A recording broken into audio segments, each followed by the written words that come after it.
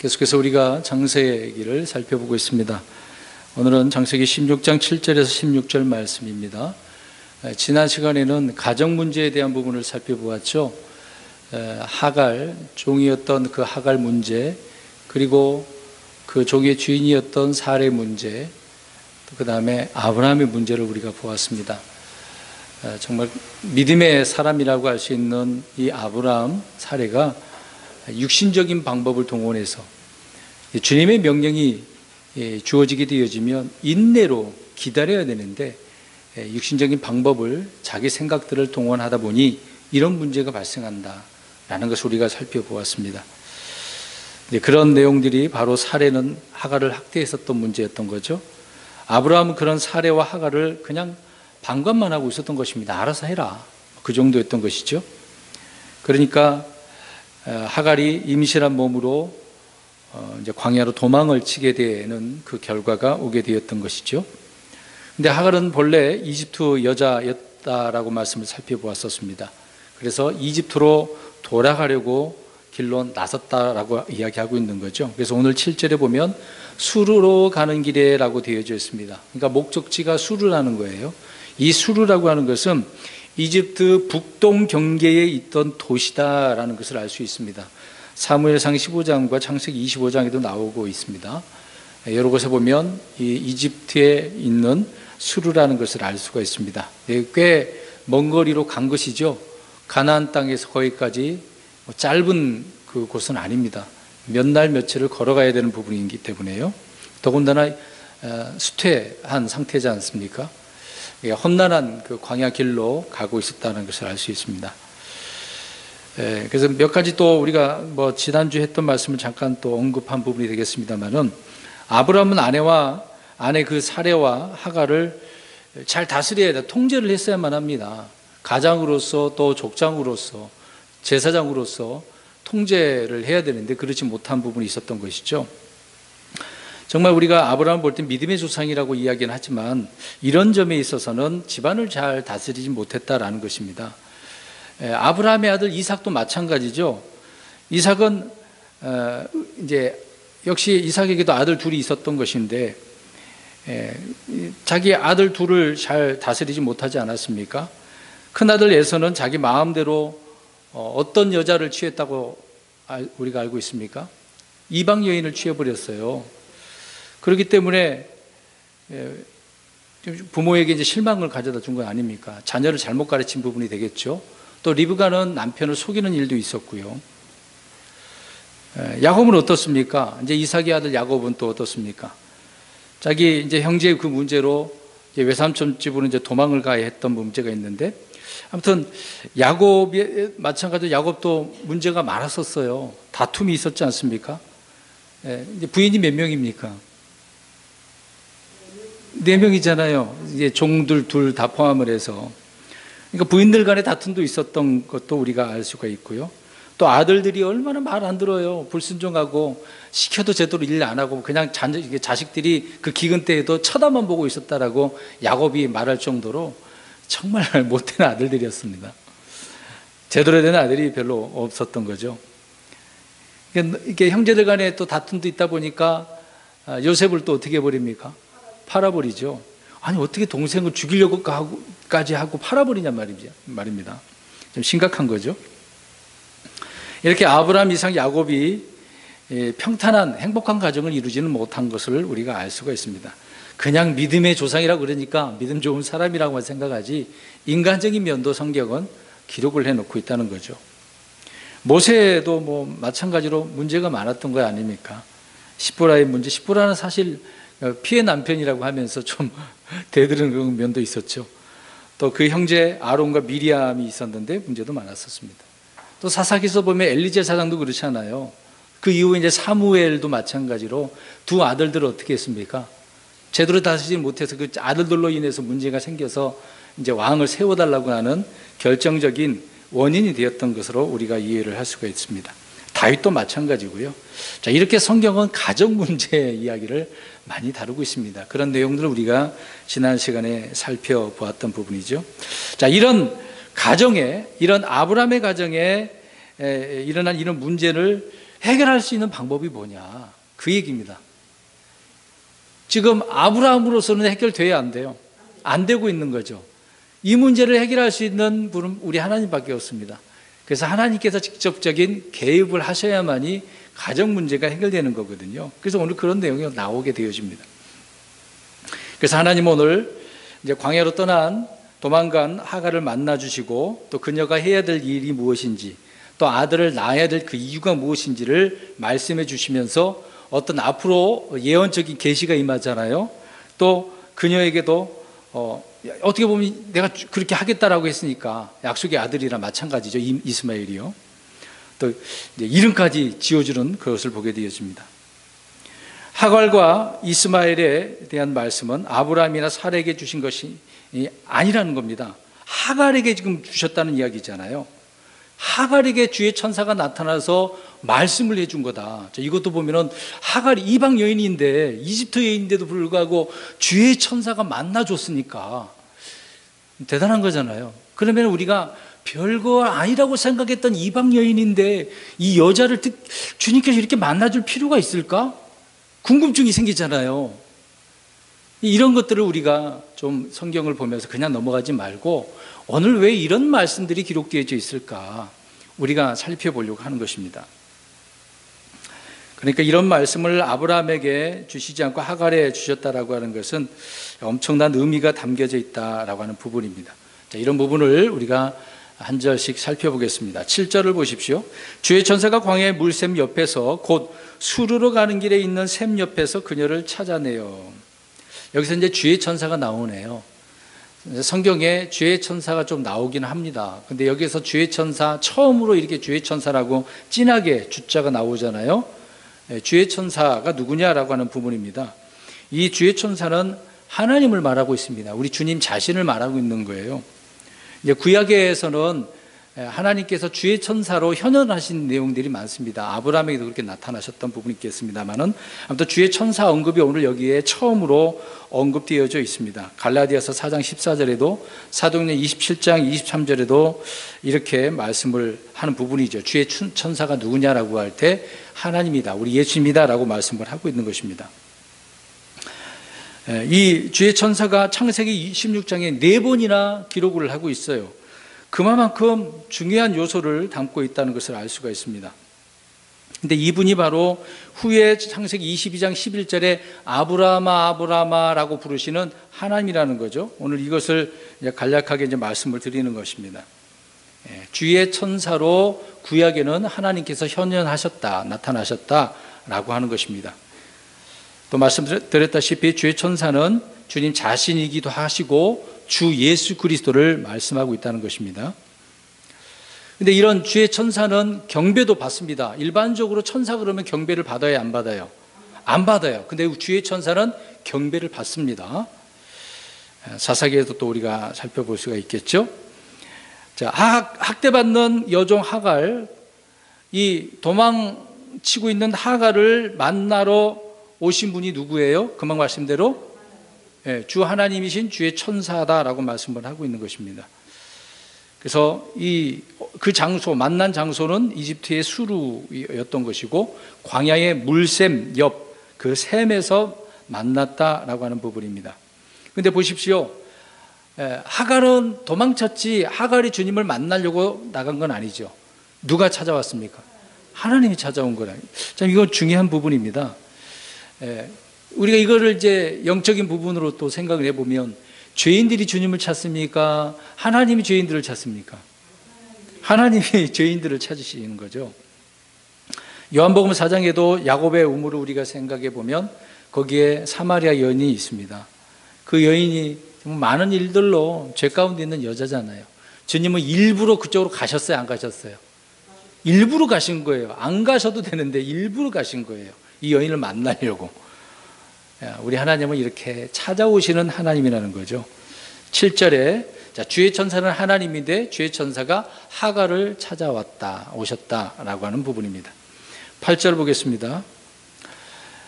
그럼 찾아와서 뭐 하겠냐 이 말입니다. 이르되 사레의 하녀 하갈아 내가 어디에서 왔으며 어디로 가느냐 하니 그녀가 이르되 나는 내 여주인 사레의 얼굴을 피해 도망하나이다 하매. 자, 사레의 하녀 하가라라고 이렇게 부르시네요.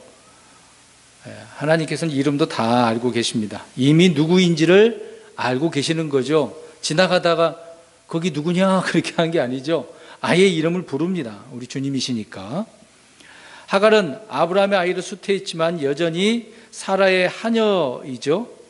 종이 그 신분에서 해방되는 것은 인간적인 노력이나 업적이나 행위로 이루어지는 것이 아니라는 것입니다. 여종 하갈, 하녀 하갈, 노예 하갈, 이 하갈이 아브라함을 위해서 자식을 낳아줌으로써 신분이 바뀌고 자유를 얻는 것이 아니라는 거죠. 이런 여자, 이런 종, 노예인 여자에게 누가 찾아오셔서 말씀하고 있습니까? 하나님이신 주의 천사가 말씀을 하고 있네요. 그럼 이 여자는 지금 여전히 종이에요. 이 여전히 종인데 자유를 얻는 방법이 무엇이겠습니까? 요한복음 8장 32절에 보면 주님의 말씀에 꾸준히 거하면 진리를 알게 되고 그 진리가 자유를 준다고 말씀을 하고 있습니다. 그러니까 아들이 자유롭게 하면 자유롭게 되어진다라고 요한복음 8장 36절에 예수님께서 언급을 하고 있는 거죠. 이 여자는 지금 자유가 없는데, 근데 이 자유를 얻으려면 이 주의 천사이신 주님을 알아야 되는 입장이라는 것을 알 수가 있습니다. 계속해서 8절 보면 내가 어디에서 왔으며 어디로 가느냐라고 말씀을 하고 계시네요. 자, 주님은 이렇게 어떤 사람을 만나서 질문을 하시는 경우가 많습니다. 아담에게도 이렇게 질문하신 것처럼 찾아오셔서 질문을 던지시는데 내가 어디에 있느냐 뭐 그렇게 하시는 것처럼 이번에는 하갈에게 어디로 가느냐라고 이야기를 하고 있습니다. 자, 이럴 때 뭐라고 답변을 해야 되겠습니까? 이제 아담은 어떻습니까? 주님께서 물으셨을 때 무화과 나무 옆에서 숨어서 뭐라고 답변을 하죠? 아브라함아 아니 아담아 내가 어디 있느냐라고 하니까 이렇게 숨어 있습니다. 수치스러워가지고. 자, 이런 것을 우리가 한번 보겠습니다. 장소가 좀 중요한 부분이죠. 어떠한 장소라도 뭐 주님은 어디든지 이제 계시는 부분이지만 오늘날 많은 사람이 잘못된 장소에 있는 것을 보게 되어집니다. 사람들은 자신이 있어야 할 곳을 제대로 알아야 되는데 그렇지 못하는 거죠. 사실상 하갈이 있어야 할 곳은 어디란 얘기예요? 이렇게 질문을 던지신 이유가. 사례 밑에서 종으로 있어야 돼요. 비록 자녀를 낳게 되는 입장이 됐지만 여전히 종이기 때문에 거기 있어야 된다 그 얘기를 하고 있습니다. 지금 그러니까 이집트 수르로 지금 가고 있는 방향이잖아요. 수르에서 만났는데 이제 거기 목적지는 수르가 아니죠. 이집트가 목적지란 말입니다. 이제 방향은 저쪽으로 가고 있으니까 장소가 지금 거기 있어서는 안 된다 그 얘기입니다. 내가 어디에서 와서 어디로 가느냐. 이것은 하갈의 지금 그 일어난 모든 일들, 인생의 문제를 지금 말씀을 하고 있는 것입니다. 모든 죄인들에게 동일하게 우리 주님은 이렇게 질문을 던지시는 거죠. 대부분 철학자들은 내 인생은 어디에서 어디로 가는가 그런 말들을 많이 합니다. 세상은 그러는 거예요. 그러나 우리 그리스도인들은 주님 안에서 정확한 목적지가 있습니까? 없습니까? 있잖아요. 우리 믿음의 장소도 항상 우리가 살고 있는 모든 장소에서도 마찬가지겠습니다만 우리는 목적이 분명한 사람들이라는 거죠. 바로 이런 문제입니다. 그러니까 우리는 믿음의 여정, 곧 순례, 아브라함이 나그네 순례자로서 살지 않았습니까? 하늘에 소망이 있고 하늘에 집이 있는 사람들은 이 땅을 살아갈 때는 나그네처럼 살아가는 거예요. 순례자로 살아가는 거죠. 그러니까 비록 아브라함도 순례자지만 목적지가 있어요, 없어요? 분명히 있습니다. 그 얘기는 뭐 가나안 땅이기도 하지만 1차적으로 후에는 저 본향 하늘이 아니겠습니까? 히브리에서 말하고 있는 것처럼 본향이잖아요. 우리 그리스도인들도 사실상 대한민국 사람으로 태어났지만 우리가 구하는 집이 또 있지만 실제 앞으로 우리가 구할 집은 어디입니까? 하늘에 있는 새 예루살렘 도시잖아요. 우리의 목적지는 거기란 말입니다. 그러니까 순례자와 방랑하는 사람의 방랑자의 차이가 어디로 가는지 알고 있느냐 모르고 있느냐 이 차이라는 것입니다. 그러니까 오늘 하갈은 알고 있어요 없어요? 모르고 있는 거죠. 목적지 물론 살아가는 인생의 문제에 있어서는 이집트가 지금 그 당시에는 목적지가 되겠습니다만은 방랑자로 지금 말씀을 하고 있는 것입니다. 그러니까 자기 자신이 어디에 와서 어디로 가는지를 모른다라고 한다면 성경은 잃어버린 사람이라고 이야기하고 있습니다. 잃어버린 사람. 그래서 이 잃어버린 사람을 우리 주님께서 찾으시려고 어떻게 하셨어요? 오늘 우리 이번에 문답에 나와 있습니다만 잃어버린 자를 어떻게 하려고요? 찾으려고 친히 어떻게 하셨어요? 하나님이신 우리 예수님이 이쪽으로 내려오셨잖아요. 찾아오신 거잖아요. 잃어버린 사람을. 잃어버린 자를 찾으면은 무엇을 해요? 기뻐서 잔치를 하는 거예요. 기뻐서 잔치한다. 그 얘기가 나오는 거거든요. 이렇게 길을 잃어버린 사람, 생명을 잃어버린 사람, 주를 잃어버린 사람들이 얼마나 많습니까? 죄인들은 무언가를 잃어버린 사람이기 때문에 그래서 주님이 먼저 찾아오신 것, 오늘 하갈에게도 있어서 먼저 찾아오셔서 내가 어디로 와서 어디로 가느냐. 자, 이런 질문이 그냥 지나가는 질문이 아니라는 겁니다. 인생의 문제뿐만 아니라 영적인 삶에 있어서도 우리는 이거를 간구하지 말아야 될 것입니다. 우리 주님은 이 땅에서 자신이 어디 와서 어디로 가는지 아시는 분이죠.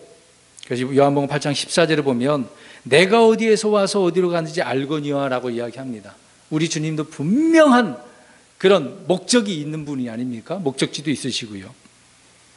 우리 그리스도인들도 어떻습니까? 고린도후서 5장 1절을 보시면 만일 땅에 있는 우리의 이 장막집이 해체되면 하나님의 건물 곧 손으로 지은 집이 아니요 하늘들에 있는 영원한 집이 우리에게 있는 줄 우리가 있느니라.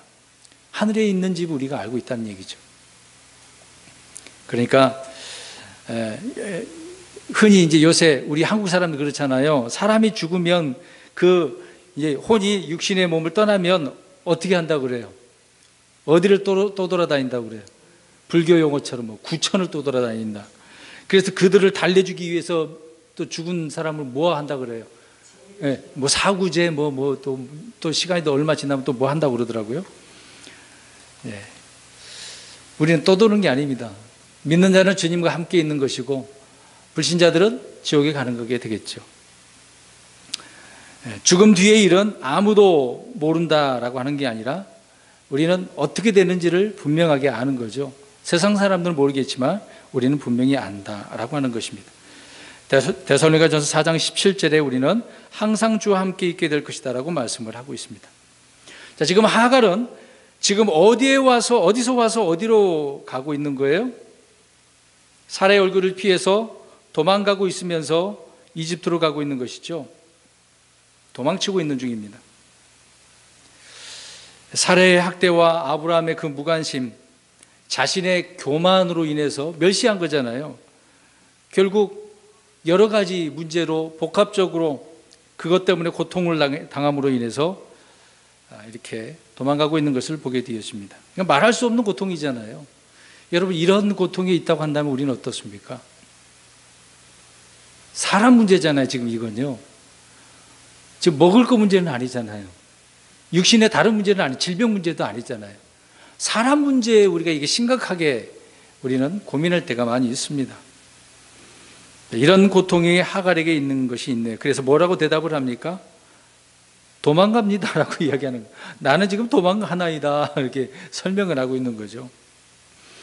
그러니까 슬픔과 고통이 비통함이 얼마나 이 하갈에게 있었는지를 주의 천사에게 말을 하고 있는 것을 보게 되었습니다. 그러니까 이렇게 도망자의 신세에 있다는 것을 알 수가 있는 거죠. 그래서 하나님께서 이렇게 먼저 찾아오시고 물으셨고 또 그 말한 대답을 들으신 것을 보게 되어집니다. 9절을 보겠습니다.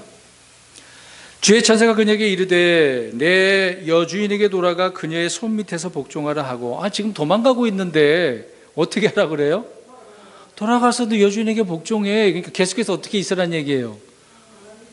왜? 사람 밑에서 종으로 있어, 그 얘기를 하고 있는 거예요. 복종하라 그랬으니까 주인의 말을 들으라는 얘기잖아요. 여러분 놀랍지 않습니까? 어떻게 하나님 이러실 수 있어요? 문제를 해결해 주는데 지금 이런 방법으로 해결해 주십니까? 여러분 잘 생각해야 됩니다. 지금 주의 천사가 말하는 이 해결 방법이 인간적으로 보면 어때요? 어떻게 이럴 수 있습니까? 가서 고통당하라고요? 심각하잖아요. 그런데 주의 천사가 말씀한 것이 문제 해결일까요? 아닐까요? 해결이라는 겁니다. 우리 좀 잘 생각을 해야 됩니다. 이런 부분을 우리가 잘 이해를 했으면 좋을 것 같아요. 피하는 것, 도망하는 것, 대부분 사람들이 문제의 해결책을 이런 식으로 해결하려고 합니다. 너무 힘들어. 나 그래서 도망가는 거죠. 책임지기 싫어. 회피하고 싶고, 짜증나. 막 이렇게 하잖아요. 너무나 많은 육신적인 그런 부분에 있어서 힘들다라고 생각을 하니까 문제 해결책을 그렇게 찾는 거죠. 학대를 피해서 도망하고 있는 하갈에게 돌아가라고 하니까 어떻게 보면 가혹한 말이라 할 수가 있습니다. 사실 하갈의 문제는 여주인 사례를 자기가 어떻게 했어요? 수태했다고 멸시를 해버렸잖아요. 크게 원인은 누구 문제예요? 자기가 문제지 않습니까? 그러니까 하갈이 해야 될 일은 자신의 잘못을 어떻게 해야만 합니까? 인정을 하고 시인을 하고 회개해야죠. 가서 잘못했습니다. 그래야죠. 신분을 망각하지 말고 자기의 위치를 지켜야 된다, 그 얘기입니다. 그 당시에는 그랬으니까요. 주님은 하갈이 이집트의 수루가 아닌 여주인에게 돌아가서 그녀의 손 밑에서 복종하라고 말씀을 하고 있습니다. 그래서 종은 주인에게 돌아가서 복종하는 것이 누구의 뜻이라는 것을 알 수가 있습니까? 주님의 뜻이라는 거예요. 오늘 주의 천사이신 우리 하나님의 뜻이죠. 이런 예는 구약에만 나오는 게 아닙니다. 창세기만, 오늘 본문에만 기록한 게 아니에요. 신약도 마찬가지입니다. 에베소 6장, 고린도서 3장, 디모데후서 6장, 디도서 2장, 베드로서 2장, 사도 바울과 베드로가 주인들에게 복종하라고 이야기하고 있습니다. 그 당시에는 노예제도가 있었으니까 그러겠죠. 지금에는 노예제도가 없으니까 그래서는 안 되겠습니다만은 그 당시에는 그렇게 문화가, 어떤 사회가 그렇게 됐기 때문에 그러는 것입니다. 근데 이런 문제를 지금 교회에다가 적용한다? 어떨까요, 여러분? 오늘 이 내용을 지금 우리가 영적 적용을 한다라고 해서 교회에다가 금방 말씀드린 것처럼 인간적인 사람 문제, 그 외에 육신적인 문제, 먹고 사는 문제, 질병 문제, 이런 문제 때문에 너무 힘들어요. 네, 교회 가는 것도 힘들어요. 하도 안 좋은 이야기만 들으니까 믿음이 연약한 사람들은 교회가 이래서 안 되지. 그래서 나 교회 안 갈래. 그런 사람 있을까 없을까요? 있다니까요, 그런 사람도. 시험에 들은 거죠, 자기 나름대로. 근데 주님은 지금 어떻게 하라고 그러셔요? 돌아가서 원래 일을 해야 될 일을 하라는 이야기잖아요. 그게 주님의 뜻이라고요. 우리는 이런 중요한 부분을 그냥 넘겨서는 안 됩니다. 자, 보십시오. 남편을 피해서 도망가는 여자들에게 주님은 돌아가서 남편에게 순종하라고 이야기합니다. 오늘 그런 얘기잖아요, 지금요. 성경에도 그런 얘기가 나오고. 또 그런 예를 우리가 주변에도 볼 수 있는데, 현재도 그런 일이 얼마나 많아요. 부모가 싫어서 가출하는 아이들이 있어요, 없어요? 있습니다. 그럼 그런 자녀들은 어떻게 해야 돼요? 돌아가야죠. 예전에 가수 어떤 그룹에서 컴백홈이라고 있어요. 집으로 돌아가는. 얼마나 많은 아이들이 방황하고 가출하고 돌아다녔으면 그러겠습니까? 지금도 그런 애들 많잖아요. 집 나가서 끼리끼리 모여가지고 하숙하고. 그런 아이들 돌아가야죠. 직장에서도 이거 정말 사장 마음에 안 들어. 금방 때려치고 사표 내고. 어떻게 해야 됩니까? 그냥 새 직장 구하면 될까요? 애매하죠. 이러고 어떻게 해야 되는가. 우리는 심각하게 잘 생각해야 됩니다. 그리스도인으로서 직업관도 중요하고요. 내가 세상에서도 일을 할 때 어떤 사고방식으로 어떤 믿음으로 생활해야 될지도 중요한 문제거든요. 그냥 내 기분에 따라 해도 되고 안 해도 되고 그렇게 하면 안 됩니다. 인간관계를 어떻게 우리가 견디고 이겨내고 또 그 가운데서 우리 그리스도인들은 주님의 빛이 되는가, 그게 중요한 거거든요. 주님은 돌아가서 순종하라 이런 말씀을 하고 계시네요. 이제 방황하며 돌아다니는 사람은 많이 있습니다. 교회를 떠난 성도들이 많이 있습니다. 방황하면서 믿음 생활 안 한 사람들이 많이 있습니다. 어렸을 때 교회 나가서 주를 믿고 찬양하고 막 그랬던 아이들도 많았는데 무슨 문제 때문에 하여튼 여러 가지 이유 때문에 교회에 안 나온 사람들이 굉장히 많아요. 그런 사람에게 어떻게 해야 됩니까? 오늘 주의 천사처럼 돌아가라고. 실제적으로 주님께 돌아가야 되는 거죠.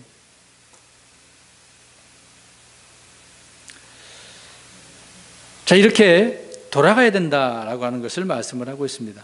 그래서 바울도 그러잖아요. 지금 바울은 감옥에 gat혀 있습니다. 근데 같이 갇혀져 있는 사람 중에 하나, 젊은 사람이 있는데 오네시모가 있네. 그 오네시모는 자기 주인 빌레몬의 돈을 가지고 이제 또 종으로서 제도 일도 안 하고 도망치다가 잡힌 거잖아요. 근데 어떻게 합니까? 그 오네시모에게 이제 복음을 전해서 구원받게 하고 나서 하나님의 자녀 형제가 됐어요. 그럼 이제 오네시모는 빌레몬에게 어떻게 해야 되겠습니까? 내가 돌려보내잖아요. 가야 되잖아요. 비록 지금 감옥에 갇혀 있지만. 그럼 왜 가는 겁니까, 이제는? 종의 신분도 물론 있겠습니다만은, 이제는 그렇죠. 복음을 두고 가야 되는 거잖아요. 자, 이제 그 얘기를 하려고 하는 것입니다. 오늘 하갈이 이제 그렇다는 거죠. 그럼 주님이 왜 돌아가라 그랬겠어요? 오늘 중요한 부분입니다. 비록 이집트 여자지만 주의 천사가, 하나님이시 우리 주의 천사가 하갈에게 엄청난 이야기를 해주고 있습니다. 엄청난 이 이야기를 지금 가지고 가서 어떻게 해야 돼요? 그렇죠. 자기 주인 사레나 남편 아브라함에게 말을 해서 알려줘야죠. 하나님께서 이런 말씀을 하셨다고, 이런 계획이 있다고, 이런 계시가 있었다고 말씀을 전해야 되겠죠. 그래서 이런 중요한 부분입니다. 자, 그러면 말씀을 두고 이제 돌아가면 어떻습니까? 여전히 물론 돌아가면은 심한 학대를 받을 수도 있어요. 사실상 그럴 수도 있어요. 그 뒤에 이런 얘기는 뭐 자세히 나오지는 않습니다만은요. 그럼에도 불구하고 돌아가면 누가 지켜주시는 거예요? 이제 하나님이 지켜주시는 거잖아요. 말씀을 듣는 게 지금 이제 중요한 부분인 것입니다. 그런데 사실 돌아간다고 해서 말씀드렸다시피 모든 환경이 다시 뭐 더 좋은 환경으로 바뀌지는 않나요? 여전히 종입니다. 그렇지만 하갈은 이제 과거의 주인을 멸시하는 자로 돌아가는 게 아닙니다. 뭐 하러 가는 거죠? 이제 명령에 따라 복종하러 가는 거예요. 변화된 거예요, 이제. 그 말씀에 따라. 다른 건 없는 거잖아요. 그 말씀만 들었으니까. 도망할 때의 그 하갈과 이제 돌아갈 때 하갈은 달라요, 안 달라요? 다르다는 거예요. 주님을 만난 사람은 이렇게 다른 것입니다. 분명 본인은 같은 자기 자신인데 다른 사람이 된 거죠. 주님의 말씀을, 주님을 만났고 말씀을 들었고 그 말씀에 순종하니까 달라질 수밖에 없는 것입니다. 그러면 이제 아브라함과 사레는 달라진 하갈을 보게 되어지는 거죠. 근데 그 뒤에 내용은 없는 걸로 보면 뭐 더 이상 다툰 그런 문제는 없는 것 같습니다. 10절 보겠습니다. 이제 중요한 이야기를 하고 있네요. 주의 천사가 또 그녀에게 이르되 내가 내 씨를 크게 번성하게 하여 수가 많아 셀 수 없게 하리라 하니라. 중요한 말씀을 하고 있네요. 저기 주의 천사가 그러고 내가 그러잖아요. 하나님 명령을 하고 있으니까 주의 천사가 누구라는 거예요? 하나님이라는 얘기죠. 물론 11절에는 또 주께서 그런 표현도 합니다. 중요한 부분인데요. 자, 놀라운 약속을 지금 여종 하갈에게 해주고 있네요. 뭐에 대한 그렇죠. 이제 수태한 아이에 대해서 놀라운 말씀을 하고 있습니다. 하갈에 대한 이야기는 아니에요, 사실상. 하갈은 가서 복종해야 되는 거고, 근데 그 아이에 대하여 엄청난 예언의 말씀을 주고 있는 거죠. 약속의 말씀이 있습니다. 여러분, 우리가 이제 수태한 그 여자, 임신한 여자는 이 중요한 자녀가 뱃속에 있기 때문에 이 아이는 이 자식은 어떤 존재가 됩니까? 별 볼 일 없나요? 굉장히 중요하죠. 지금 하갈에게 있어서는 이 아이는 지금 정말 소중한 아이예요. 이 아이에게 지금 뭐가 있으니까? 예언이 있어요, 지금요. 여러분, 이런 말을 들었다고 생각해 보세요. 우리 오늘 여기 나와 계신 우리 이혜리 자매님, 이미 이제 성장했지만, 임신했을 때 하나님께서 이렇게 나타나셔가지고 이런 말씀을 하셨다고 한다면 어떨까요? 그 아이에 대해서 어떻게 키울 거예요? 그렇죠. 엄청난 책임이 있고 날마다 기도할 수밖에 없을걸요. 무슨 일이 있어도 또 기도하고 또 눈물로 기도할걸요. 한나가 그랬던 것처럼 얼마나 간절해지겠습니까? 이거 한번 생각해 보세요. 하갈은 도망치기를 그냥 돌아간 것이 아니라 주님의 놀라운 약속을 가지고 이제 돌아가게 되는데, 이 아이가 정말 소중한 부분이죠. 아이의 장래를 생각하게 되어지면 돌아가야죠.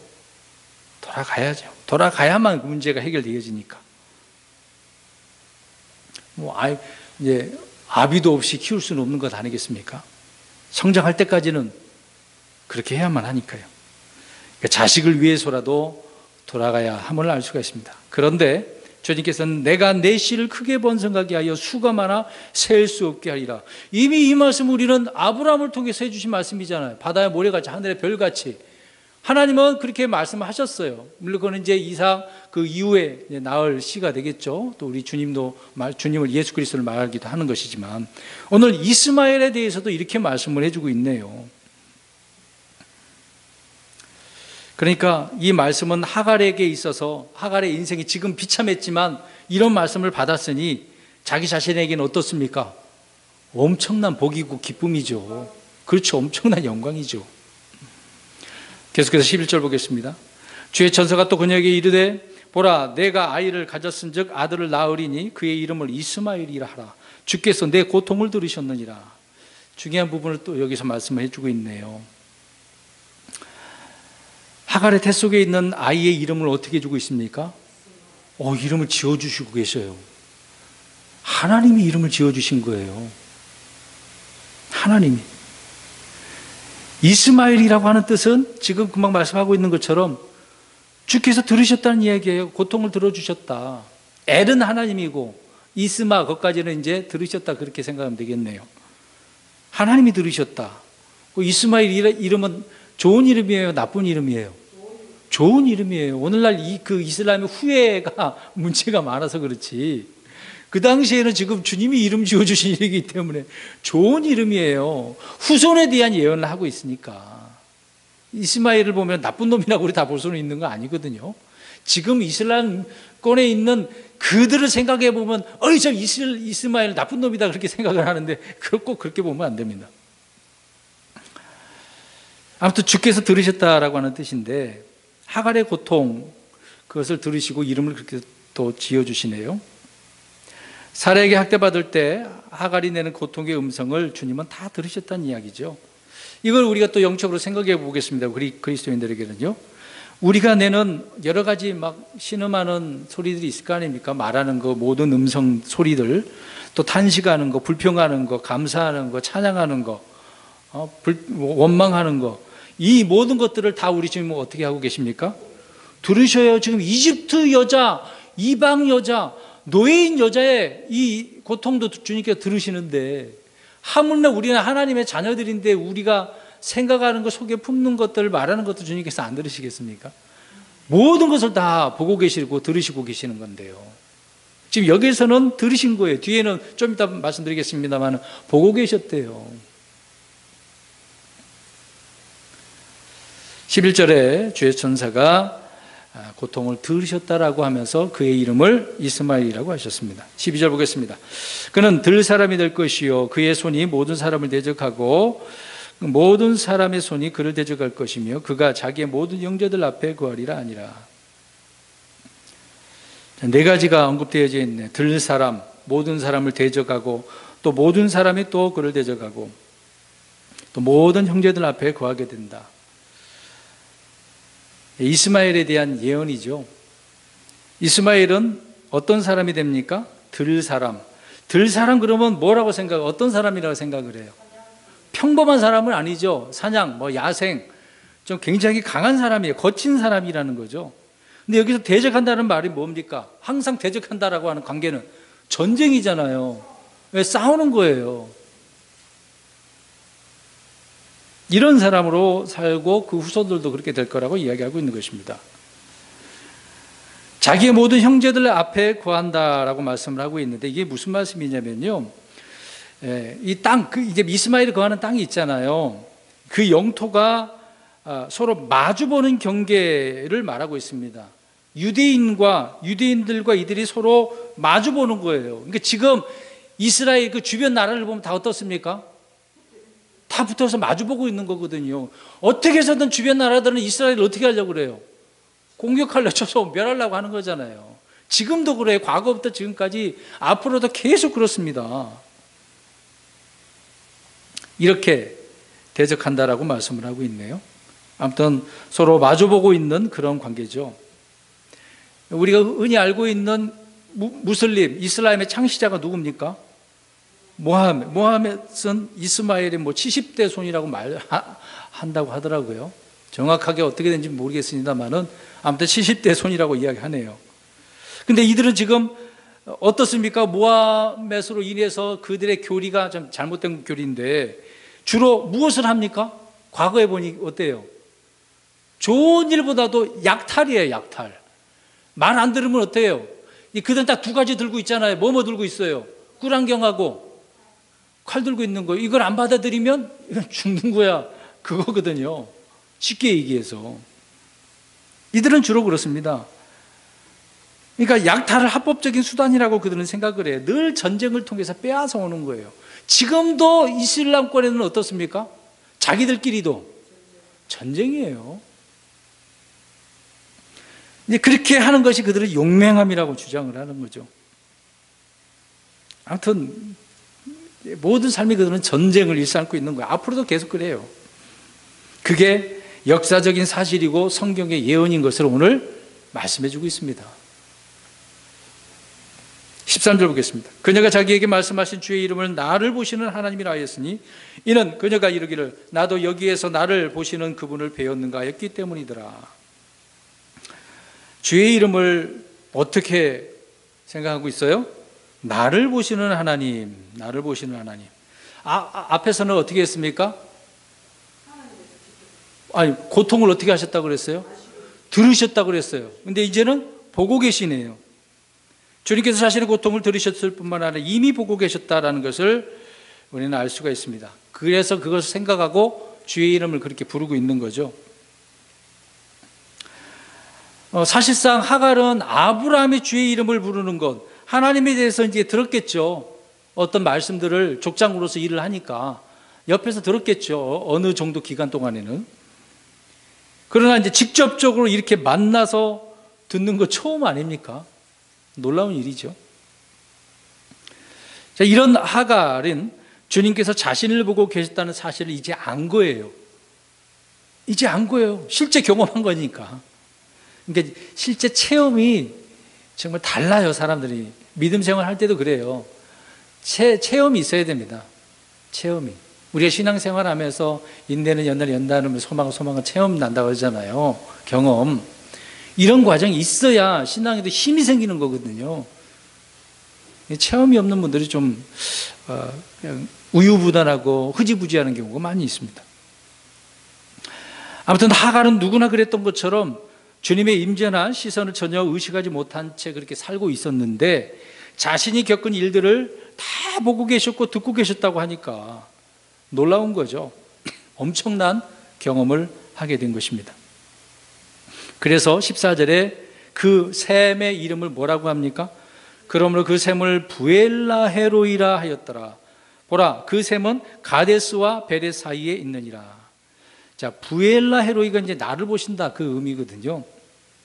이 가데스와 베레 사이는 아까 말씀드린 것처럼 그 장소가 가나안의 남서쪽 경계예요. 이 샘이 거기에 있습니다. 자, 하갈은 주님과 만남의 장소였던 그 샘을 부엘라 헤로이라고 했습니다. 부엘라 헤로이. 그런 후에 돌이켜서 아브라함이 있는 곳으로 집으로 돌아간 것이죠. 이제 자신이 살았던 그곳은 고통의 장소가 아니라 오히려 이제 증언하는 그런 장소예요. 그러니까 주님의 말씀을 증언해야 되니까 아브라함과 사라에게만 이야기했겠어요? 다른 사람들도 있었는데 너 어디 갔다 왔니? 그럼 뭐라 그래야 돼 이제? 이 과정 이야기를 해야 되겠죠. 나 이렇게 도망갔었는데 주의 천사가 나타나가지고 이런 말씀을 해줬어. 돌아가라고 복종하라 그래서 나 돌아와서 복종하는 거고, 내 자식 이스마엘 이름까지 지었어. 그리고 이 자녀가 앞으로 어떻게 될 건가 말씀해 줬으니까 주님의 말씀을 증언하는 거잖아요.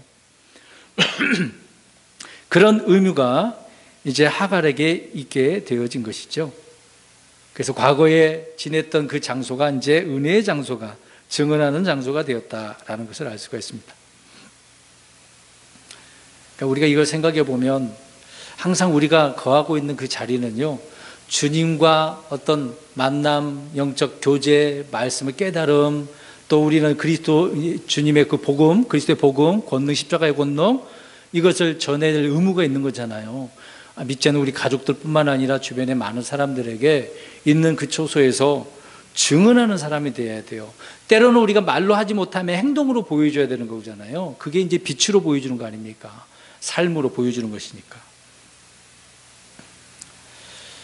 15절 보겠습니다. 하갈이 아브라함에게 아들을 낳음에 아브라함이 하갈이 낳은 자기 아들의 이름을 이스마엘이라 하였더라. 이제 누가 알려줬으니까 아브라함이 이스마엘이라고 했겠어요? 하갈이 주의 천사를 통해서 말씀하셨으니까. 그렇게 이제 아버지가 불러야만 하는 거잖아요. 아브라함이 그렇게 불렀다라고 말씀을 하고 있는 것입니다. 자, 성경에 직접 주님께서 지어준 이름이 처음에 이렇게 언급하네요. 처음으로 주님께 해주신 거잖아요. 나중에 이름 또 이삭에게도 그렇게 해주시고, 우리 예수님도 이름도 그렇게 하셨고, 또 요한의 이름도 그러지 않았습니까? 마지막 16절입니다. 하갈이 아브라함에게 이스마엘을 낳았을 때에 아브라함은 86세더라. 75세에 하란에서 이제 떠나가지고 그 시간이 몇 년 지난 겁니까? 85세, 낳았을 때는 86세니까 10년, 11년이 된 거죠. 엄청난 시간이 지났습니다. 짧은 기간은 아니에요. 그러니까 이스마엘은 성경적으로나 역사적으로 보면 중요한 인물입니다. 이제 그 후손에 이제 문제가 있어서 그렇지만, 아무튼 하나님께서는 이스마엘에게 이런 계획을 가지고 있다는 거예요.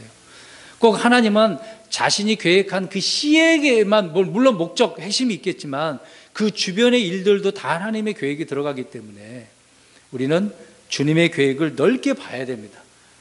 때로는 현미경으로 말씀들을 봐야 되고, 또 망원경으로 멀리 바라보듯이 그렇게 말씀들을 바라봐야 돼요. 하나님의 뜻이 어떤 게 이렇게 넓고 또 아주 깊은지를 우리가 살펴봐야 된다는 얘기죠. 자, 결론을 맺겠습니다. 이방 여인인 하갈을 통해서 우리가 이제 알아야 될 것을 오늘 말씀을 살펴보았는데, 물론 아브라함 사례에 대한 부분까지 같이 이제 결부된 부분이지만요, 주님께서 명령하신 것은 즉각적으로 어떻게 해야 됩니까? 순종해야 돼요. 바로 실행에 옮겨야 돼요. 차일피일 미루면 안 돼요. 나중에 할게, 그러면 안 됩니다.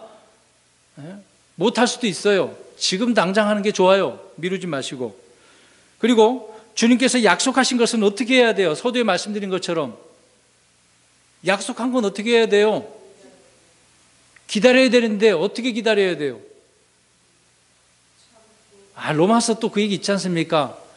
인내는 연단을. 자, 인내로 오래 참고 기다려야 된다, 그 얘기입니다. 인내로요. 오늘 그런 부분입니다. 오늘 그러니까 이제 하갈도 어떻게 해야 됩니까? 인내로 해야죠. 인내로. 자식 그래서 낳았으니까 그냥 끝난 건 아니잖아요. 계속해서요. 계속해서. 그러면 이제 다른 얘기는 또 우리가 안 나오지만, 자라난 이야기가 나오지만, 어렸을 때서 또 젖을 먹이면서 이 하갈은 노예에 있긴 하지만 어떻게 해야 돼요? 이 아이에게. 하나님께서 너에게 이런 말씀하셨어. 내 후손에게는, 너에게는 이런 하나님의 계획이 있었어 라고 알려주는 거죠. 그게 이제 부모, 특히 어머니의 아주 중요한 부분을 말씀해 주고 있습니다. 그러니까 오늘날 우리 그리스도인들의 가정에 부모, 특히 어머니가 잘 교육을 해야 됩니다. 성경에 어머니가 가장 중요하잖아요. 왕들에 보면은 그 어머니가 누군가를 분명하게 언급을 하잖아요. 어머니가, 그 또 아버지가 우상을 섬겼던 그런 여자이면은 분명히 그 아들, 어떻게 그 왕이 정말 악합니다. 어머니가 중요한 거예요. 잘 키워야 되는 거죠. 오늘 여기까지 하고요. 다음 주 중요합니다. 다음 주는 이제 16장 전체를 통해서 하갈과 이스마엘을 도대체 이들은 누구를 이야기하고 있는가를 살펴보려고 합니다. 이 부분은 이제 갈라디아서를 살펴봐야 되는데, 갈라디아서 전체를 읽어오십시오. 다음 주는 추석 연휴 때문에 우리가 이제 수요일날 모이지는 못하고 다다음 주에 모일 텐데, 갈라디아서를 반드시 읽어오셔야 됩니다. 왜 그러냐면 하갈과 이스라엘은 누구를 이야기하고 있는가를 바울이 갈라디아에서 분명하게 풍요라고 설명을 하고 있기 때문에 그래요. 이 부분을 굉장히 헷갈려하고 있고 어려워하는 분들이 많이 있습니다. 이거를 알면요, 중간중간 사복음서에 기록한 말씀들도 이해가 되어집니다. 그래서 다다음 주에 갈라디아서를 읽고 이걸 살펴보겠는데요. 그러니까 하갈은 누구고 무엇을 또 예표하고 있는지, 이스마엘은 누구고 무엇을 예표하고 있는지, 사례 이삭도 마찬가지입니다. 이거를 연결해서 말씀드리고 제가 도표를 하나 표시해서 우리 성도님들에게 나눠드릴 것입니다. 시간이 됐기 때문에 다 같이 기도하겠습니다.